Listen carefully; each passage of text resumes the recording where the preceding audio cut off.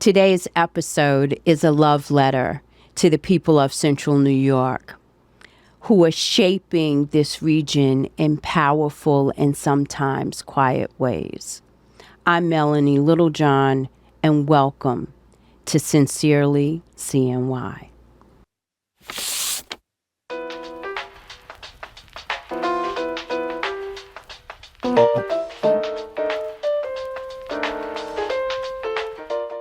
Sincerely CNY is an opportunity to highlight voices and stories and the power of many people who are making a difference in this region.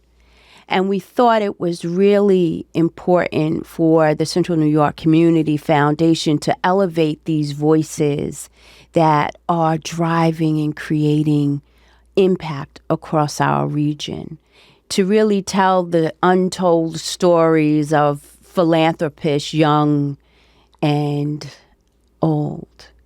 It's an opportunity for us to celebrate all the good that's happening right in our backyard. And why do we choose a podcast? Because it allows us to have those meaningful and deep conversations in ways that other forums would not necessarily allow. So we are excited to share these stories of people who are doing and creating monumental change right in a place we call home. So today I am thrilled to introduce both a friend and a colleague who it's just a joy and a privilege to have him sit here with me today. So our guest today is the Director of Public Policy and Community Impact at MACNY, Manufacturers Association of Central New York, and he has been a driving force for decades in Central New York across higher education, philanthropy, and workforce innovation. Known for building partnerships that turn growth into opportunity, he has helped strengthen institutions, expand access, and support this region's long-term economic future. I am so excited to welcome a Community Foundation board member, a dedicated community advocate, and most of all, and most importantly, my good friend, Bill Brower. Bill! Hello. Yay! Great to be here with you, Melanie. Goodness, thank you for being here. You know, when I read your bio, there were things in your bio I had no idea, right? I had no idea how you even arrived to Central New York. Mm-hmm. And more importantly, I had no idea you wanted to be a doctor at one point. So I think the more I read your bio and the more I read about you, a couple of things became really obvious to me. You're a pretty good human being. Oh. You're a really good human being. But tell me about why the work you do today, one, how has it shaped you? Mm-hmm. And more importantly, how do you think who you are and what you do impacts Central New York? Great question. Thanks for having me. So good to be with here. I consider you a great friend as well. I know my time on the board is getting close to the end, but hopefully we'll figure out ways that I can continue to contribute and support what y'all are doing here. So I think that I was incredibly fortunate to have the parents I had who focused on education. My mom was a teacher, a public school teacher in New Jersey. My dad never finished college. And I think for that reason, he really wanted me to go to college and supported that. And at the time I was looking, which was a few years ago, Hamilton College required an on-campus interview. So you had to come to Central New York to see it. And when you do that, even if it's in February, it's kind of breathtaking. So my visit was in February. And I absolutely fell in love with Hamilton, the Mohawk Valley in Central New York. And Hamilton's a liberal arts college. So you come in not necessarily knowing what you want to do. I think there was some family desire to have a doctor in the family, and I carried that and took the classes, but also majored in history and took philosophy courses and religion courses, science courses, the classics. And the liberal arts, much maligned maybe these days, really helped me find my way and to accept that it's okay to find your way. You don't have to know.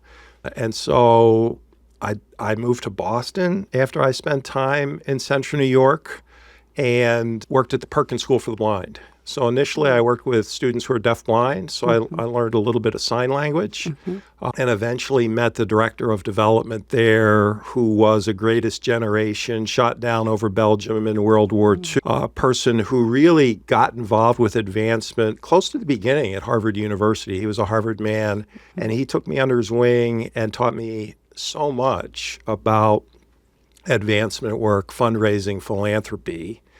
And I had an opportunity to come back and work for my alma mater. And my wife, who grew up outside of Washington, D.C., and then lived in Boston, took a leap of faith with me and moved to Clinton, New York with two little boys who were 22 months and 2 months old. And the rest is history, and just continued to fall in love with this area. We moved to Syracuse for the Montessori School of Syracuse when they were young, and I commuted. And so it's really turned into just a wonderful experience. This is home for us. One of the boys lives here now. We're hoping the other two come back. There's a lot to come back for these days. It is. And part of the work at Lemoyne was being a good neighbor. So the Jesuits really call us to be good neighbors, to be women and men for and with others, care of the whole person. That all resonated with the way I was brought up.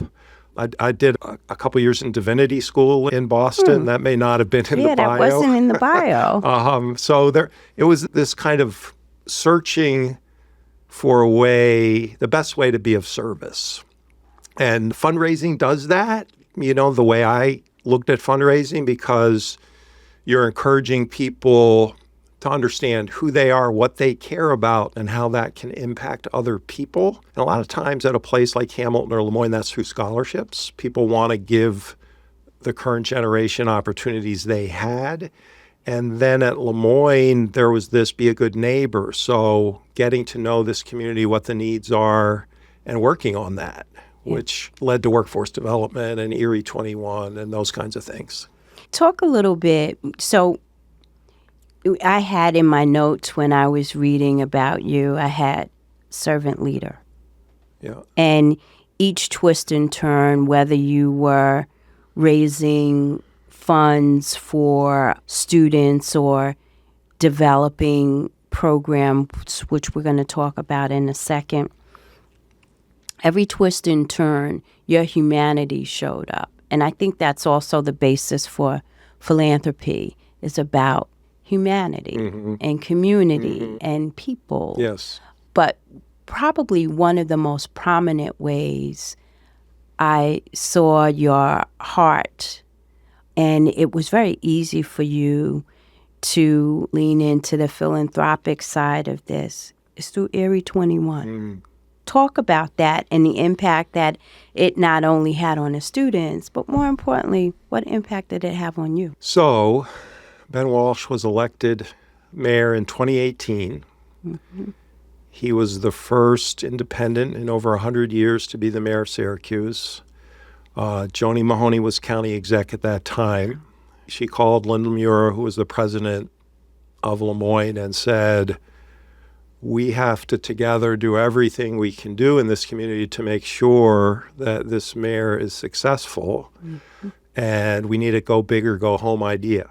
And with Linda and a great colleague, Steve Kulik, who maybe loves Syracuse at least as much as anyone, if not more. A lot of people know Steve. We whiteboarded this idea, and I kind of became obsessed with it. So the idea was, what are things that need addressing, like significant issues that need addressing in Syracuse and Central New York? And one, obviously, that we're continuing to work on at the Community Foundation is poverty. concentrated poverty among our children, African American citizens, Latino citizens. So that's something that we have to improve on. And again, at the board level, and I know with your team here at the Community Foundation, you're focused on that, which is really important. And then the other challenge was businesses in the tech space were starting, SpinCar, TCG Player, and so many others. They were starting here or they were coming here. No one knew the word micron at this point. It wasn't on our radar screen. And they were having a hard time attracting employees to come to Syracuse. And the thought of developing employees in Syracuse was something not a lot of people maybe were thinking about. And so we put those two things together, and Steve came up with Erie 21, brilliant educating for our rising innovation economy in the 21st century. And because it was Erie, we needed locks on the canal. Right. So there was a middle school lock, a high school lock, college, and adult. And it started to introduce the idea of careers in tech to young people in the city. And we eventually expanded it to other school districts, Lafayette, Onondaga Central, thinking that perhaps there were young people on the nation who would be interested in tech. And Erie 21 has worked with thousands and thousands of people now. In my role at MACNY, I was over at Indium Corporation in Clinton, New York, a couple of weeks ago. And the CFO, Ross Bernstein, was there, and I got to meet him. And I said to him, do you know Bilal? And he got so excited, and he said, Bilal's cubicle's right around the corner. Let's go see him. And we went over, and Bilal he was working from home that day. So I wrote a note on his whiteboard that I had been there. And Bilal, his family, he and his younger brother, came during the Arab Spring to Syracuse. His parents followed. He was a student at Henniger, and he got involved with Lock 2 at Henniger. He's the first licensed drone pilot to graduate from the city school district. Probably could have gone anywhere. Brilliant young man. I'm guessing he could have gone to, and for really good reasons, he stayed in Central New York and he went to Lemoyne. And so he was in Lock 3 at Lemoyne. He ended up taking engineering courses at SU while he was at Lemoyne, and now he's working at Indium. So he's still in Central New York. He's contributing. He's a rising star. And so the second half of your question is, why is this meaningful to me, or why is it moving? Why is it fulfilling? And it's people like, that's why. And there are so many other stories of young people who have come through Erie 21 and lots of other programs in Central New York. And I just think we need to continue to focus there on education, on workforce development. We need to understand that college is great for some young people. The trades are great for some young people. Tech is great. Apprenticeships are great for some young people. And they all can lead to jobs that can support families, which address poverty. So that's connecting some dots for me. And being at MACNY now just lets me really just be in the game and think about partnerships in the community. And there's so many opportunities we have when we check our egos at the door, when we roll up our sleeves, and when we do the work together. So it's an exciting time to be here. No, I think that is so powerful to talk about Bilal, right? And he is one of many stories that you have. One of the things that I also know by listening to you, reading your articles on leadership, right? One, everyone can lead. Everyone should be kind. What did your mother say? Be kind. Be kind, work hard, and read. But the other part that Mom was doing, and Dad, was also teaching you how to be courageous, right? To stand up for people and things you care about. And it's been evident through who you are as a leader and what you've created.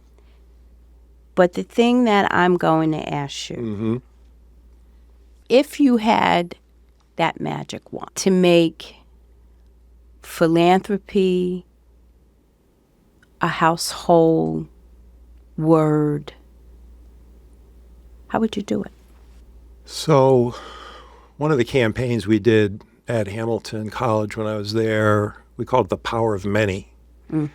And I think that oftentimes people don't realize how important small acts of kindness are. And kindness includes philanthropy. And so philanthropy is love of your fellow human. That's it. And an act of philanthropy can be saying hello to someone, right? So when I was in Boston after Hamilton, there's this story where an Episcopal priest, white man in South Africa, is walking along the street, and he passes a black woman and her young son. And the simple act of just tipping his cap. Respect. Respect. I see you. I see you. And the young boy was Desmond Tutu. Right? And so he goes on to live a life of courageous, your word, service, love, focus on love. And that kind of act, that kind of simple act of kindness is philanthropy. It's love of your fellow human being. And people in the business talk about wisdom, work, and wealth. And I think sometimes when you're younger, you don't necessarily have wealth. And you might think you have wisdom, but it's developing. And yes. You and I have children. Yes. But you can always do the work. The work is something you can do. So you can put up your hand, you can get involved, and it doesn't have to feel like an amazing thing. It's sometimes showing up in community. And I think some of us are afraid that we're moving away from that in so many ways. Right. And two people can come together to work, and they could have different political points of view, but that's not relevant when they're rolling up their sleeves and working on a project that helps their neighbors and makes their home a better place to be. So that kind of philanthropy is important. And I think the habit of giving is important. We would say at Hamilton, the harder I work, the more I give. The more I give, the harder I work. So it's a virtuous cycle, being a man or woman for and with others, as the Jesuits say. And I think as that happens, then as people get into the parts of their life where they do have resources, they can understand how monetary donations can be transformative and actually feed them, make them fuller, wholer people. And I think it's great to give to things that you personally care about, right? I worked for Bill Pomeroy for a year and a half. He had leukemia. He's done amazing work in that space, finding other people who are donors, bone marrow and stem cell donors. He loves history. As I walked in today, there's a marker in front of the building, a historical marker. So Joseph Campbell talked about follow your bliss. I think that's a good figure of speech for philanthropists. What fills you up? What engages you? What makes you come alive? And you can realize that through philanthropy in lots of different ways.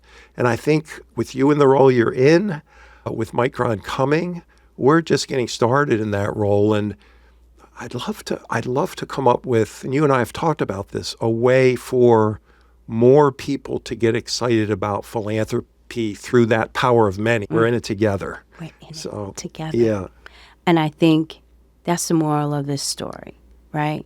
That is why we are doing this podcast. Because when people hear, first you hear the word philanthropy, you go right to wealth. But it is the power of many. It is also about rolling up your sleeves to help community, to help things that you care about. It is also seeing the young Desmond Tutu, right? It is about all of the work, Bill, that you have done. Is the foundation is love, kindness, respect, and courage. And it's something that we want this podcast to highlight and feature the stories of the Bills of this region, because so many people may have sat next to you at a meeting, they've seen you at work, church, the store, with your kids and family.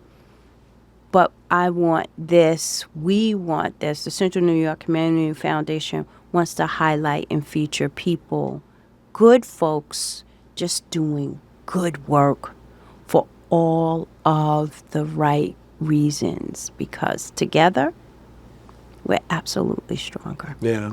And there's so many. Yeah. There's a legion of people here who are doing this kind of work.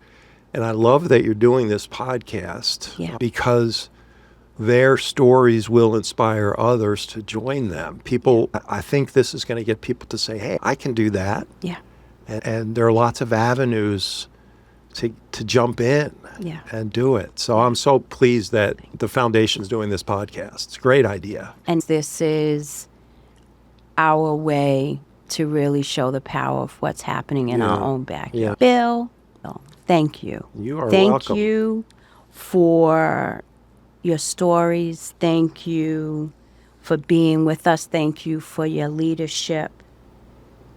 I'm grateful for you. Yeah. Thank I you really so much. am. Yeah. I am. And I'm thankful that you are in our orb. Yeah. What an honor to be with you and have this conversation. Thank Same you. here.